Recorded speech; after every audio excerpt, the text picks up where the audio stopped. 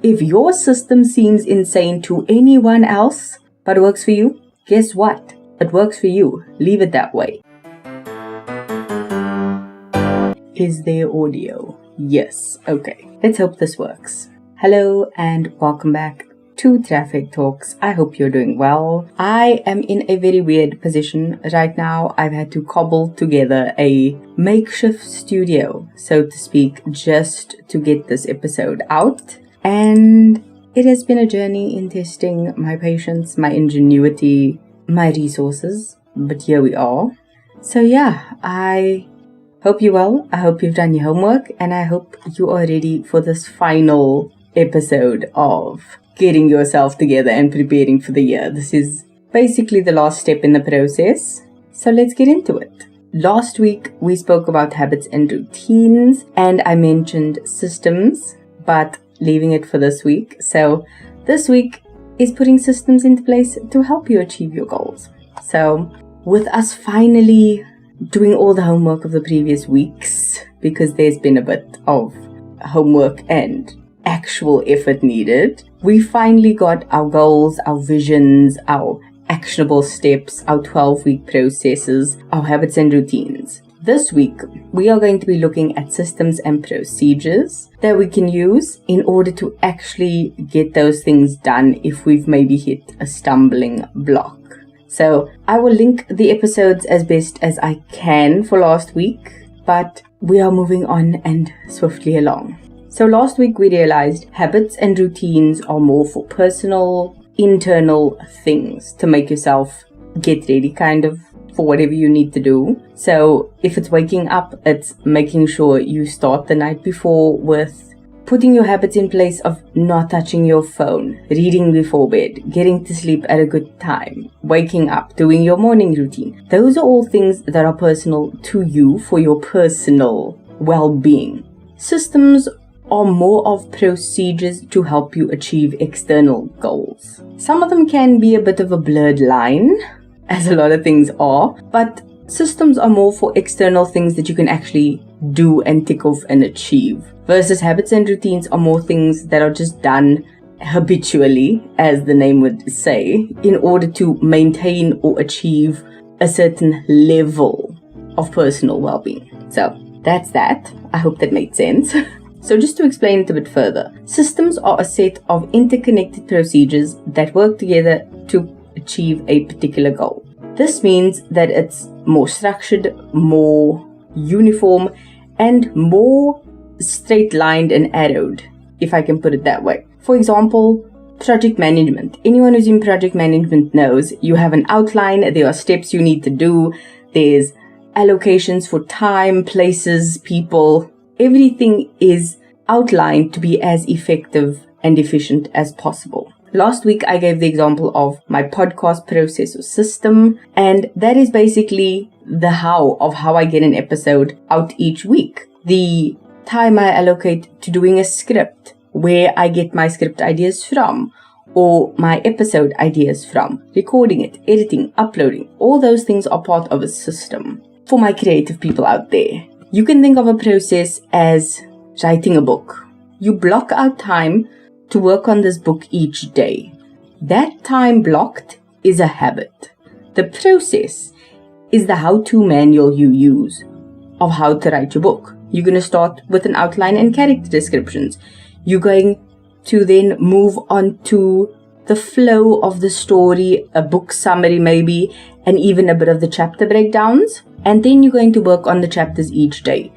That 2-hour or however long block of time is the habit. That is when you go to your computer, you sit down and you work on your book. The system in place is what you do within that hour to move the meter forward on actually completing that book. Does that make sense?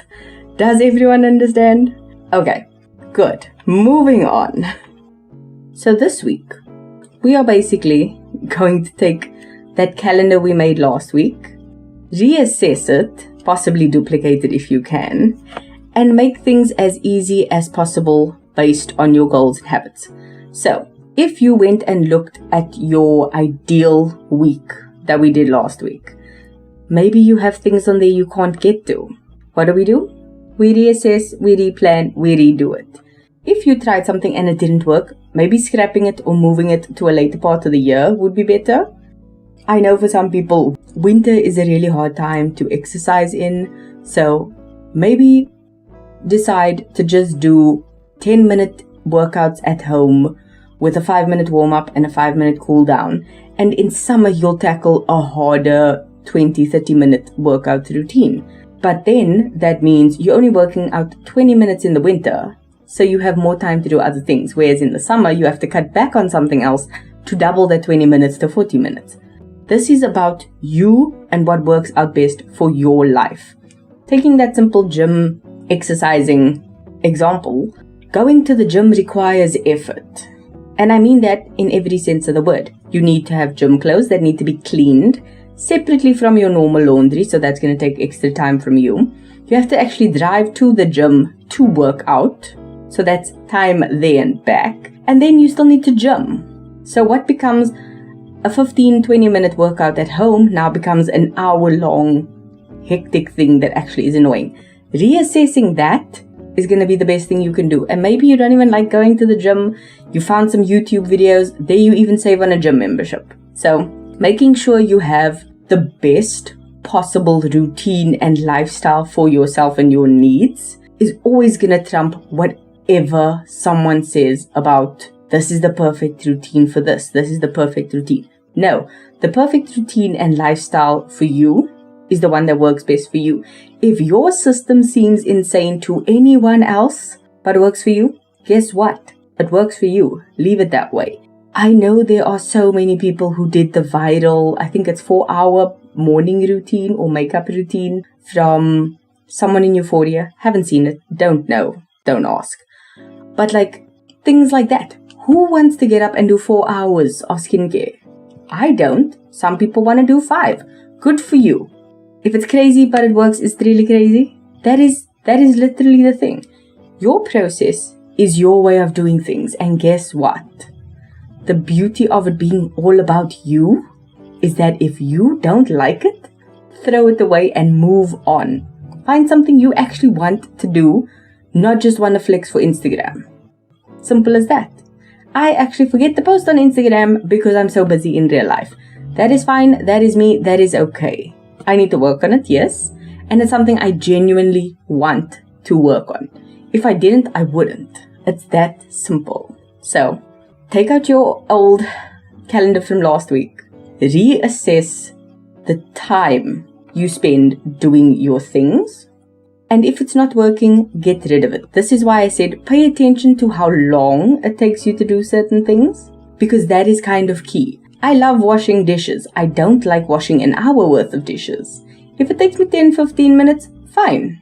That's not bad. Because I like to make sure things are cleaned in a particular way. That is me. That is fine. I don't want to do an hour's worth of dishes. That is also fine. That is a limit I set on myself when I'm cleaning up. But those are basic things you need to do on the daily. Other things that you need to do less often, either find some way to outsource it, make it more fun for yourself, or maybe try and do it twice a week for a half an hour instead of once on the weekend for an hour. Figure out the best system for you and then go forward with that. Same thing with your goals. If you don't like them, get rid of them. If you want to do it but you're struggling, find another way around it. And this is where the process comes in.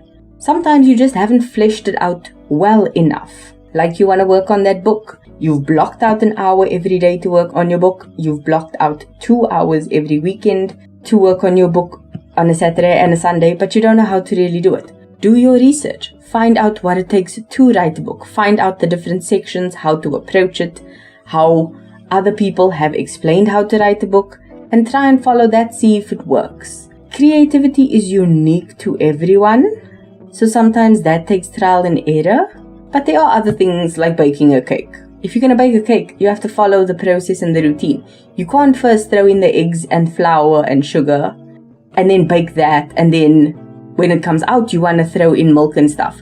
That is not the way it works. There's a certain process and order that needs to be followed in order to achieve the desired goal. That is what you're going to need to do. So, figure out your process if things aren't working for you, and if they are and it's questionable, don't question it. It's yours. You do you.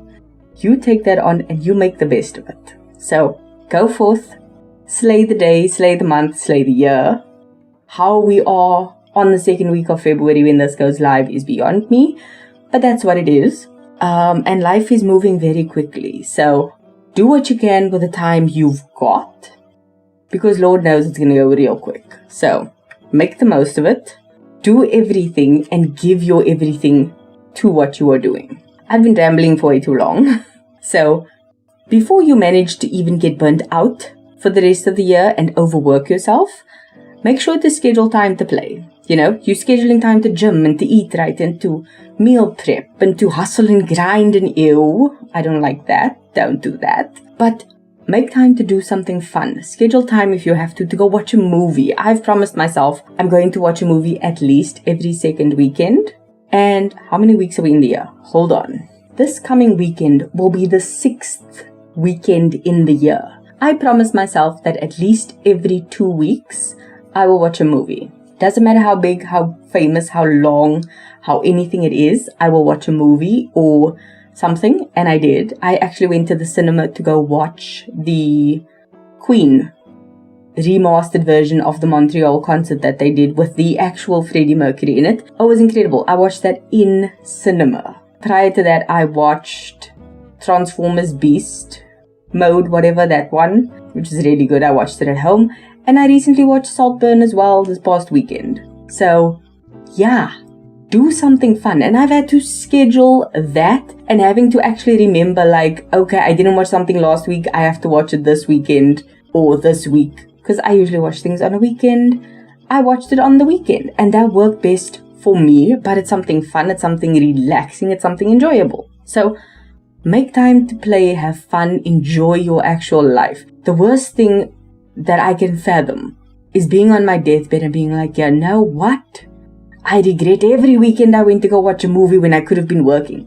No, I want dry, old, broken ticket stubs in a book that I can page through and be like, that was a really good movie. Or, oh, this picture is of me and this person doing this thing. It was really cool. Like, yes, I love that. And that is why I do this, to kind of document my life. But also remember that life is not that serious. Like, just have fun with it. So, yeah, do it. Do what you can. Life is too short to be miserable, yet accomplished. Like, no, don't. The song of the week, before I ramble too long, is Give Me Everything by Pitbull featuring Neo, Afrojack, and Naya. Once again, it's one of those songs where the lyrics hit so hard, especially when they say the lines, give me everything tonight, for all we know, we might not get tomorrow. That is the best advice ever. Like, that is such wise words, you can use it every day. Like, give your all every day, and the thing is, your all is all you've got for that day. If you don't got much, give it all away. But people need to understand, if you only have 2 cents in the tank, you only got the 2 cents. Okay, 1, 2, finish. But that day you've got that like 300% mentality, slay. You do you. You are your main character. Like, this show is all about you. Enjoy that. And give your all when you can. Because trust me, like I said, looking back on your deathbed, you're not going to wish you worked harder. At your funeral, you don't want people to be like, ah, he was such a good employee, or she was such a good employee. They were such a hard worker. Ew, no. You want people to be like, that was the friend that drove through the night to make it to this event that we were doing. They showed up, they had a blast, they slept on a couch, they had to drive back home and showed up babalas to work. That is what you want. That is the kind of person you want to be. Not every weekend, but like, you want to be that person that they remember giving everything. And sometimes you just need to have that friend that's like, you've got nothing to give the world today, my guy, and that is fine. I'm here for you. Lean on me, I'll take care of you, because you are going to be in that position another day. And that's fine. But that is life. That is how it goes. And that is the beauty of life. So, before I get even more philosophical, I'm going to leave it there. I will see you in a very loving episode next week for Valentine's Day. And I hope you keep being a better being. for yourself. Do it for you. Don't do it for anyone else. Do it for you. And I will see you next week. Love you. Bye.